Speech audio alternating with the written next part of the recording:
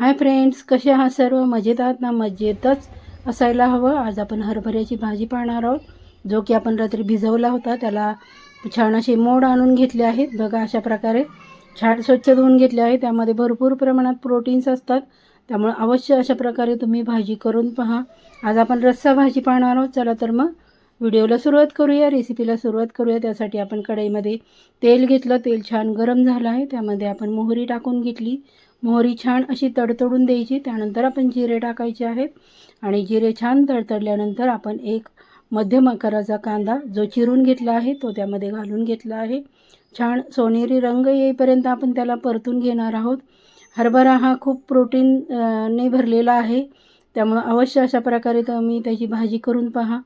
चॅनलला अजून आपण सबस्क्राईब केलं नसेल तर चॅनलला पटकन सबस्क्राईब करून घ्या. बाजूचं जे बेल आयकन आहे ते प्रेस करायला अजिबात विसरायचं नाही. आणि एक नम्र निवेदन आहे, माझा व्हिडिओ आपण कुठून पाहत आहात, कुठल्या गावातून, कुठल्या राज्यातून, कुठल्या देशातून, ही मला कमेंट्स करून सांगायला अजिबात विसरायचं नाही, म्हणजे मला तुमचे आभार मानणे सोपे जाईल.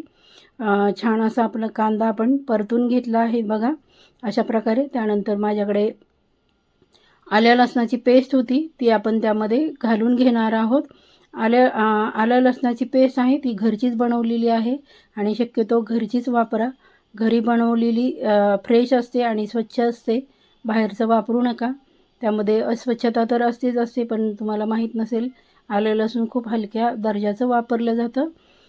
अशा प्रकारे छान असं आपण खमंग आलं लसूण आणि कांदा भाजून घ्यायचा आहे.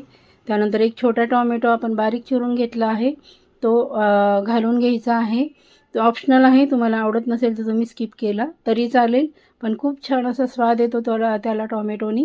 त्यानंतर आपण कोथिंबीर घालणार आहोत आणि छान असं परतून घेणार आहोत. कोथिंबीरीने छान स्वाद येतो. त्यानंतर हळद पावडर घातली आहे. हळद ही आपल्याला तब्येतीसाठी खूपच छान आहे आणि एक चमचा मी माझा घरगुती काळा मसाला घातला आहे. तो घातल्यानंतर आपल्याला कुठलाही मसाला घालण्याची अजिबात आवश्यकता लागत नाही. रंग तर छान येतो, पण चव पण एक नंबरच लागते. हा मसाला जर तुम्हाला ऑर्डर करायचा असेल तर मी तुम्हाला डिस्क्रिप्शन बॉक्समध्ये माझा नंबर देते, तुम्ही व्हॉट्सअप मेसेज करू शकता किंवा फोन करू शकता. त्यानंतर मी कांदा लसूण खोबऱ्याचं वाटण घेतलं होतं, ते छान असं परतून घेणार आहोत. त्याने खूप छान चव लागते आणि भाजी आहे ती आपली घट्टसर होते. मी थोड्या प्रमाणातच वाटण घातलं आहे, मी त्याचा व्हिडिओ दाखवला नाही. त्यानंतर जे हरभरे आहेत ते आपण धुवून घेतले होते छान, आणि आपण ते मसाल्यामध्ये छान असे परतून घेणार आहोत. मध्ये कुठलीही भाजी छान परतली की नाही की त्याची चव खूपच छान लागते. त्यानंतर आपण झाकण ठेवणार आहोत 2 मिनटासाठी, म्हणजे आपले जे हरभरे आहेत ते छान असे शिजून निघतील. मी अजिबात कुकरला शिजवले नाही, डायरेक्ट मी अशीच फोडणी घालणार आहे. त्यानंतर आपण झाकण काढले बघा, छान असं बघा किती छान तेल सुटलं आहे आपल्या भाजीला, बघू शकता आपण. आणि आपला वाटाणा आहे तो हरभरा आहे तो पण छान असा फुलला आहे. पुन्हा आपण थोडंसं आपण काळं तिखट घालून घेणार आहोत. आणि माझा लाल मसाला आहे तो लाल तिखट आहे तो घेतला आहे, त्याने पण खूप छान रंग येतो. आणि त्या लाल तिखटमध्ये जिरे आणि धणेपूड आहे, त्यामुळे तुम्हाला दुसरं कुठला मसाला वापरायची आवश्यकता नाही. त्यानंतर आपण झाकून ठेवले बघा अशा प्रकारे, आणि छान बघा किती सुंदर असा रंग आला आहे आपल्या हरभऱ्याच्या भाजीला. हे बघू शकता आपण, छान असं परतून घेत आहोत. खूप सुंदर आणि चविष्ट लागते. त्यानंतर आपण त्यामध्ये मी दुसऱ्या गॅसवर गरम पाणी करायला ठेवलं होतं, ते आपण त्यामध्ये घालून घेणार आहोत. कुठल्याही भाजीला गरम पाणी नेहमी वापरा, त्यांनी चव खूप छान येते आणि भाजीला रंग पण छान येतो. तुम्ही जर थंड पाणी टाकलं तर भाजीची चव बिघडते. जसं की लहान मुलं खूप हट्टी असतात बघा, तसंच आपला मसाला आहे भाजलेला तो पण हट्टी आहे, गरम आहे, म्हणून शक्यतो गरम पाणी घाला. गार पाणी घातला तर मुलं कशी त्यांना हट्ट नाही पुरवून दिला की चिडतात, तशी तुमची भाजी पण बिघडू शकते.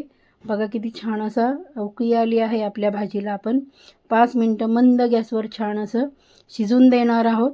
5 मिनटानंतर बघू शकता आपली भाजी बघा किती सुंदर झाली आहे आणि रंग पण अप्रतिम आणि चव म्हणाल तर एक नंबरच.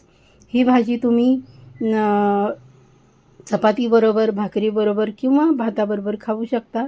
एवढी अप्रतिम चवीची झालेली आहे. अशा प्रकारे अवश्य बनवून बघा आणि केल्यानंतर कशी झाली ती मला कमेंट्स करून सांगायला अजिबात विसरायचं नाही. तुमच्या कमेंट्स पाहून खूप छान वाटतं. खूप छान छान मैत्रिणींनो तुम्ही दादांनो खूप छान कमेंट्स करता. हे बघा आपण वरनं छान कोथिंबीर गार्निशिंग केली आहे. बघू शकता किती सुंदर झाली आहे. चला तर मग रेसिपी जरा जरी आवडली असेल तर पटकन एक लाईक करून घ्या, हाईप करा, छानशी कमेंट करा, शेअर करा आणि भेटूयात आपण पुढच्या छान अशा रेसिपीमध्ये. Bye bye.